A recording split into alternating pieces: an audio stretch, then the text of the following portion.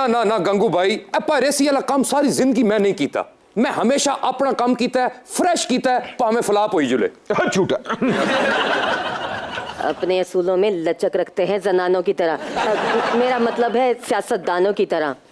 बयानियां बदलते रहना चाहिए, वरना इंसान कॉर्नर हो जाता है।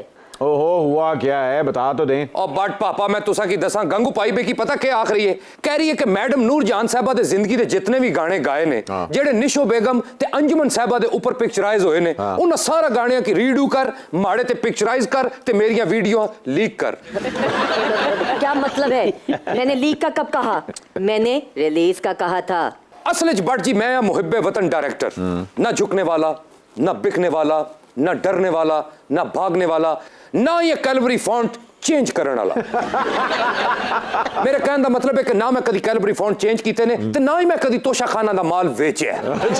मैं हमेशा अपना काम कीता है, सच्चा ते जेन्युइन। काश कि हम 60 की दिहाई की हीरोइन होते। 60 दी दिहाई च असाने मुल्क च हीरोइन है ही नहीं सी। असाने मुल्क च ते हीरोइन आई है जो अफगानिस्तान च रूस ते अमेरिका दी ठंडी जंग हुई है, उदो हीरोइन लॉन्च हुई है।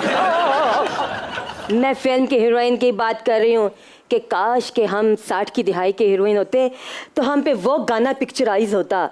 लटुल जी सुलझा जा रे बाल में, मैं ना लगाऊंगी हाथ रे। लटुल जी सुलझा जा रे बाल में।